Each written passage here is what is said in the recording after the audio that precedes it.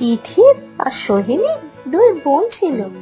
তিথিরের গায়ের রং একটু শ্যামলা ছিল, আর সোহিনী খুব ফর্সা এবং সুন্দরী ছিল।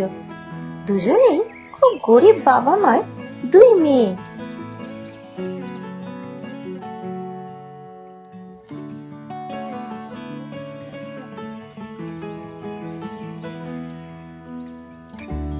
আর দুই বোন বড় হয়ে যাওয়ার পরে সোহিনী খুব বুদ্ধিমান ও সুন্দরী হয়ে ওঠে। তাই কোনো এক বড় লোকের ছেলে তাকে পছন্দ করে এবং বিয়ে করে নেয়।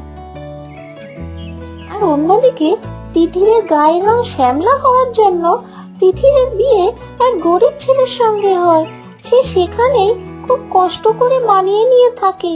এতে সোহিনী তার ধনী শ্বশুর বাড়িতে খুব আনন্দে দিন কাটায়।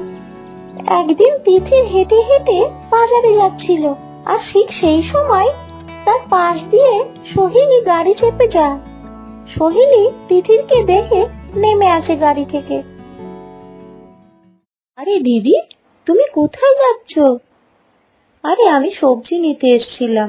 বোন, তুই এখানে কোথায়?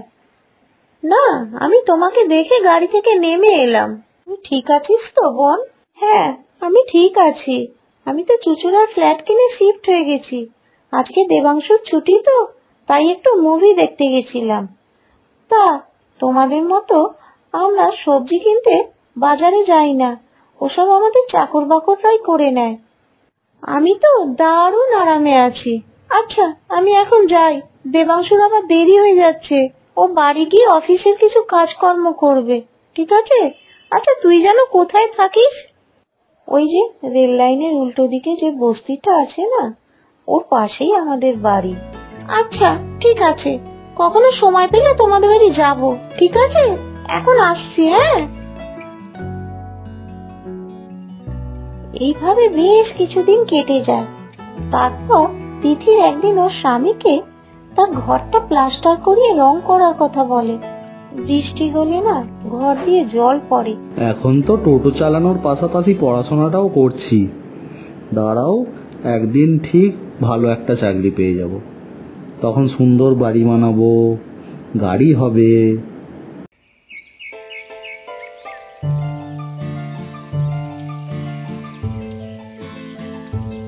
কিছুদিন পরে সোহিনী একদিন তিথিদের বাড়ি আসে।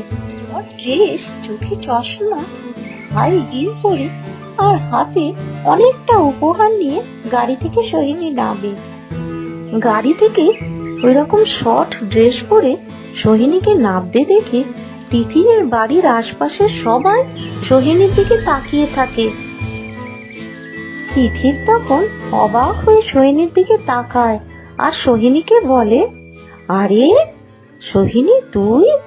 বাবা, তোর তো স্টাইলই বদলে গেছে, তোকে কি সুন্দর দেখতে লাগছে। আয় আয়। কি আর করবো দিদি, বড় লোকেদের এরকমই লাইফস্টাইল। চলো, দরজায় দাঁড়িয়ে কথা বলবে নাকি? আমাকে ভেতরে নিয়ে যাবে না? চলো ভেতরে গিয়ে তোমার মহলটা দেখি। তারপর তিথির আর সোহিনী দুজনেই ঘরের ভেতর যায়।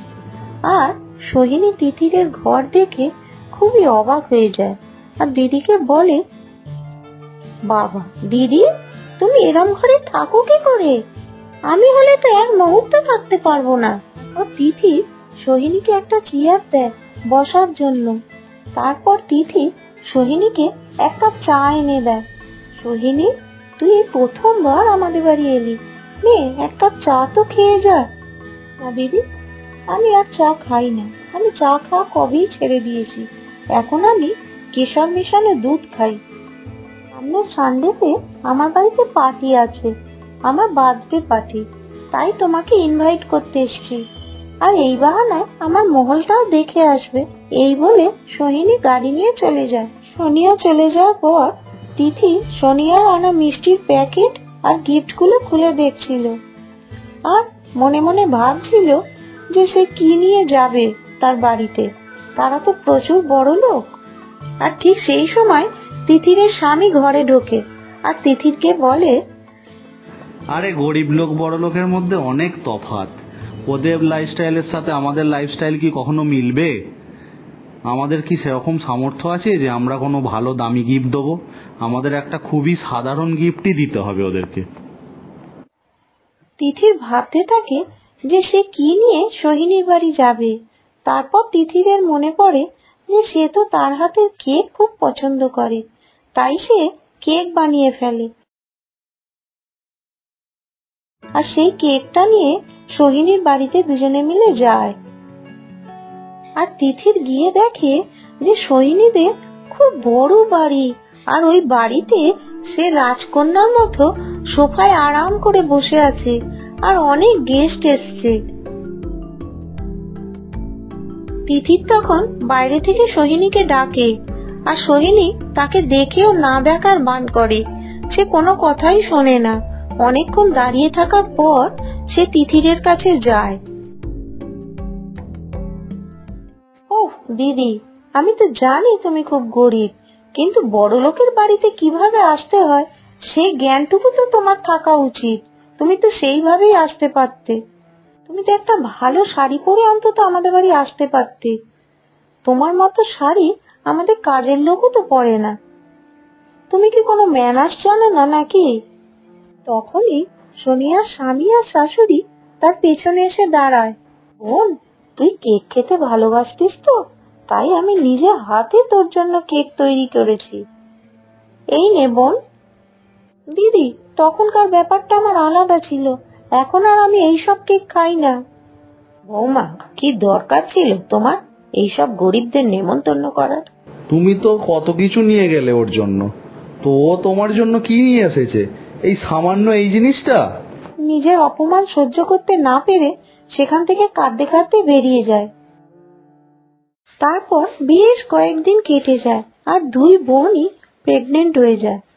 তিথির খুব গরিব বলে সে সরকারি হাসপাতালে কাজ করায়, আর সোহিনী বড়লোক বলে সে নার্সিং হোমে দেখাতে যায় আর ওখানেই কাজ করায়। একদিন ঝড় বৃষ্টির রাতে দুজনেরই ব্যথা ওঠে, দুজনেই হাসপাতালে যায় আর দুজনেরই বাচ্চা হয়। তিথিরের দুটো যমজ বাচ্চা হয় আর সোহিনীর বাচ্চা হয়, কিন্তু সেই বাচ্চা আর বেঁচে থাকে না। তিথির বোনের এই অবস্থা শুনে বোনকে তার বাড়ি দেখতে যায়। গিয়ে দেখে সোহিনীর বর আর তার শাশুড়ি কি সব কথা বলছে। হায় ভগবান, এ কি হলো? মা, এবার আমি কি বলবো বলো তো? ওর যখন জ্ঞান ফিরবে ওকে আমি কি জবাব দেবো, কি উত্তর দেবো ওকে, যে তুমি মৃত ছেলের জন্ম দিয়েছো? না বাবা, সোহিনীকে এই সমস্ত কথা শোনানো যাবে না। ডাক্তার বলেছে এই সমস্ত কথা জানতে পারলে সোহিনী কোমায় চলে যাবে বা আরো খারাপ কিছু হতে পারে বৌমার সঙ্গে। তাই তো ডাক্তার বাবু সমস্ত কথা জানাতে বারণ করেছেন। না না, ওকে আমি কখনোই খাওয়াতে পারবো না। ওদের কথা শুনে তিথির আর তার স্বামী একে অপরের দিকে তাকায় আর একটা সিদ্ধান্ত নেয়। তিথির তার একটা ছেলেকে কোলে তুলে নিয়ে সোহিনীর স্বামীর হাতে দেয় আর বলে, এই ছেলেকে সোহিনী নিজের ছেলের মতো মানুষ করে। আমি তো যমজ ছেলের জন্ম দিয়েছি, একটা সন্তানকে আমি সোহিনীর হাতে তুলে দিলাম। আমি গরিব ঠিকই, কিন্তু দুঃখটা তো সবারই একই। তাই ওকে বড় করার সময় যেন গরিব বড়লোক কারুর মধ্যে ভেদাভেদ এই জিনিসটা শিখিও না, সবাইকে যেন সমানভাবে ভালোবাসে। সোহিনী সমস্ত কথা শুনতে পেয়েছিল, তাই সোহিনীও উঠে বলে, বোন, আমি অনেক অন্যায় করেছি তোর সঙ্গে, তাই বুঝি আমি এরম শাস্তি পেলাম। আমাকে ক্ষমা করে দিস বোন, আমি তোর সন্তানকে নিজের সন্তানের ভালোবাসা দেবো, তাকে পর করে কোনোদিনই দেখবো না, আর তাকে আমি ভালো শিক্ষাই দেবো। সোহিনী সমস্ত কথা শুনতে পেয়েছিল, তাই সোহিনীও উঠে বলে, বোন, আমি অনেক অন্যায় করেছি তোর সঙ্গে, তাই বুঝি আমি এরম শাস্তি পেলাম। আমাকে ক্ষমা করে দিস বোন, আমি তোর সন্তানকে নিজের সন্তানের ভালোবাসা দেবো, তাকে পর করে কোনোদিনই দেখবো না, আর তাকে আমি ভালো শিক্ষাই দেবো।